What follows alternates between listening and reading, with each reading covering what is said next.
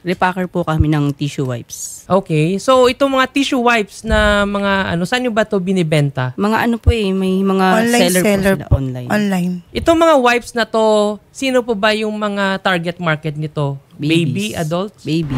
So, ngayon ma'am, lumapit kayo kasi nireklamo nyo na masyadong mababa yung binibigay nila. Hindi papasok sa minimum wage. Kasi yung minimum wage natin ngayon is 695 pesos na. Tapos, pinapa-overtime pay pa kayo. Yes po. Okay naman po yung yung sa loob. Kaso nga lang po yung nire-repa kasi namin minsan, madumi na po siya. Parang na kami kasi mga babies yung gagamit. Minsan pag hawak namin mapanghi.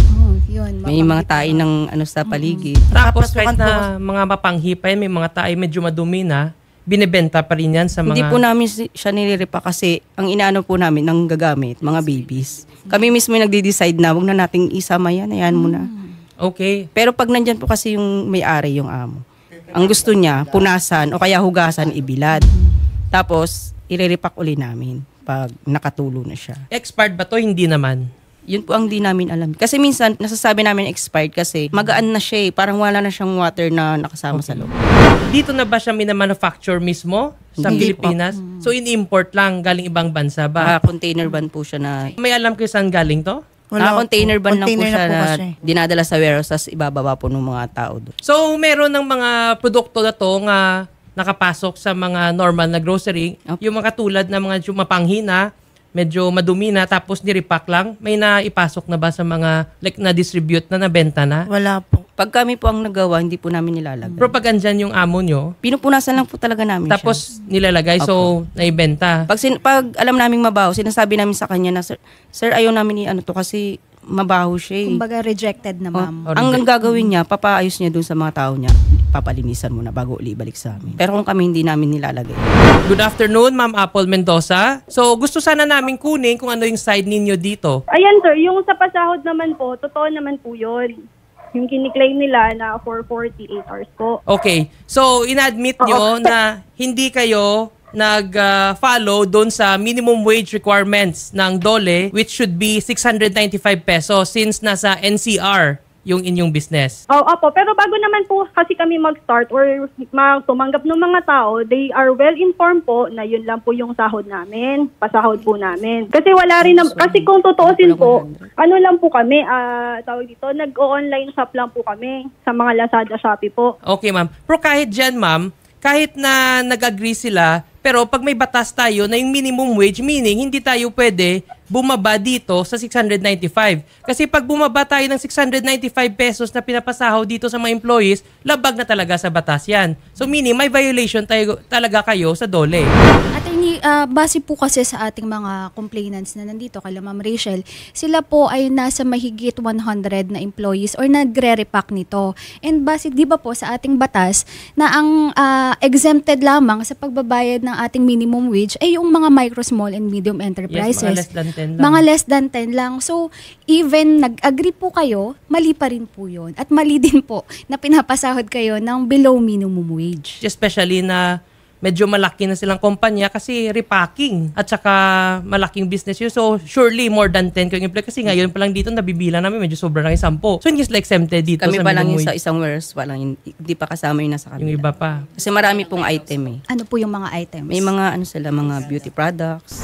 Kanina nga po, ang ating researcher po ay nakikipag-coordinate na din sa FDA kung ito pong FIIO International Corporation ay may na secure na permit man lamang or authorization, certification to provide po or ibenta itong mga produktong ito. Pero actually, attorney, itong mga baby wipes na to medyo nakikita natin to dun sa mga social media, sa mga nagla-live selling o kaya po yung mga chine-check out natin dyan sa mga different apps na pwedeng pagbilhan ng mga product na to. Ngayon, pupunta tayo dun sa kanilang mga sinasabi na yung mga binibenta na product, yung mga nire-repack nyo, minsan ay madumi na, mabaho, mapanghi, tapos pinapapunasan lang, ipaparipack, tapos ibebenta. Ang totoo po ba ito, ma'am? Sinesegregate po namin yon, yung mga madudumi. Nakasegregate po yon. Yung makikita po na video na yon, yung mga nakalapag po na mga white, galing lang po yun dun sa mismong container na basa siya, so kaya siya nakabukas. Pero hindi po lahat yung accusation na yung madumi. Ganun, nakasegregate po yun. Pero ma'am, hindi. Saka Matagal, pag madumi po, hindi na rin po siya ginagamit. matagal na rin po kasi yun, ma'am. Parang yun na po yung pinakalas na na-deliver eh. Kaya ganun na po yung mga ginamit karton po niya. ngayon, may mga hindi talaga po kami pinapagamit kapag po marumi na. Kasi kami po, mismo, personal, gumagamit din po kami ng mga wipes na yan. May mga alaga din po kaming bata, ginagamit po din namin na personal use po yan. Yung mga nakakalat po kasi, miss, ano po yun? Galing po yun sa box. May mga ano na po yun eh, dumi na ng aso na pinipilit namin pinapa ano sa box sa mga tao. Di nila ginagalaw, kaya nakatambak lang po sa lapag. Diba kaya nga sinasabi ni Sir, kapag marumi na, kayo alam nyo rin naman yun, na marumi na, hindi na rin naman yan pinapagamit eh. Pag yun kasi si Alam Sir, mo naman, papagamit, ibang ipapaano. Ang sabi kasi ni Sir, hindi na yun mababalik sa China, kaya ang gagawin talaga dyan, lilinisin. So ano po ba yung policy ninyo sa kompanya? So, kasi sinasabi dito na ni na Ma'am Rachel, ni Ma'am Jeneline at saka iba pa, na kahit na medyo marumi na yung produkto, pinaparipak lang, especially pag andyan daw yung amo nyo, yung boss nyo. So, if ever na ibabalik pa ba sa China to, ang considered as bad order na to, kanino to charge? To make clear po, hindi po namin ganyan nagamit pagka talaga pong damit na or may problema na po. Ang Hindi ganito, na po ma'am, talaga sa inyong company ba, ma'am, sino po ba yung may final inspection? Meron ba kayong parang inspection officer? Wala para po. Kami lang mismo. Kayo lang mismo. Opo. Ma'am, ganito po. Usually, pag sa mga ganitong company na mga Walang malalaki, QC. ma'am, meron dapat ng mga QC. safety or mga inspection officer kasi sila yung mag-check ng quality control. Hindi natin pwede lang iwan dito sa mga nagre-repack mismo yung discretion or yung decision kung ilalagay ba to sa shelves para sa supermarket or hindi. So ngayon, Opo, hindi hinihiwalay naman sa attorney. Hindi pa. Sir, pwede po sila mag-file ng complaint bayad dun sa Dole Arms natin para sa conciliation mediation, or pwede po tayo mag-request ng site inspection po.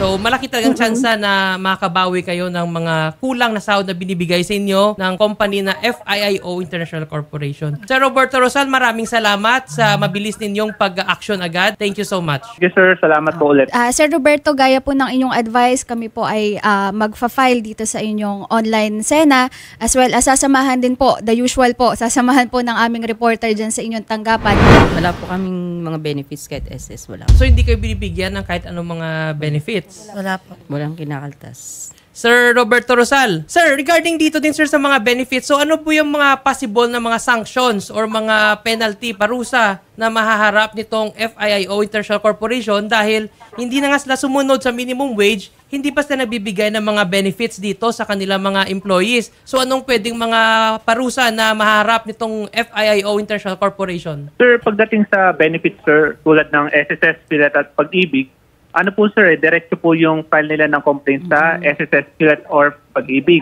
So yun po sir, pag covered po sa inspection yan, i-refer na po natin sa mismo sa SSS, PhilHealth, Pag-ibig po. Sila po yung mag-action dyan. Sir, ano po ba yung pwede natin ikaso sa FIIO? Anong pwede may kaso ng PhilHealth sa mga hindi nagbabayad ng mga benepisyo sa kanilang mga empleyado? Yes, Attorney Jetro King, under the law, the Universal Healthcare Law, Republic Act 1120, malinaw po yan sa implementing rules and regulations that failure or refusal to deduct contribution, that's a violation. Malinaw po nakalagay, any employer who deliberately or through inexcusable negligence fails or refuses to accurately and timely deduct contribution from the employee's compensation shall be punished after due notice and hearing with a fine of 50,000 pesos for every violation per affected employee, or imprisonment of not less than 6 months but not more than 1 year, or both such fine and Medyo madugo-dugong mga parusa pala yung makakaharap sakali ng FIIO International Corporation dahil sa paglabag ng batas. Yes, Attorney. Kaya ang gagawin po natin ngayon, ilalapit natin sa legal section po natin yung patungkol, kasi dito po ay nasa Quezon City. Nakita ko naman po yung principal office po nila, yung location. So pwede natin pa-check kung sila po ay nagbabayad tamang premium contribution sa kanilang mga empleyado. At kung halimbawa na nakita natin na hindi sila nagbabayad, magkakaroon po tayo ng domiciliary visit and yung proper investigation. Tapos dyan po ang gagawin natin yung case build-up kung meron tayong mga ebidensya, no, na pwede po tayo magkaroon ng case build-up at gagawa tayong case folder. At kung hindi pa rin nila ginagawa yung kanilang obligasyon bilang employers, that would be the time that PhilHealth will be constrained to file legal actions against the employer po. Okay, thank you very much, Sir Raymond Acoba, sa pagbigay mo agad ng legal advice sa ganyan. Ma'am Apple, we're hoping po na kapag nagpatawag na po ang DOLE ng conference meeting is makaka-attend po kayo or ang inyong representative para po mabigyang linaw at kasagutan pati na rin ang bayad. Itong ating mga empleyadong nandito ngayon sa studio po na humingi ng tulong kay Idol Rafi. Sige po. Okay po. Yan, maraming salamat po, Ma'am Apple Mendoza. Sige po ma'am, sasamahan kayo ng ating mga team dito sa Wanted sa Radyo para pumunta din sa tanggapan ng PhilHealth para magsampa ng kaso.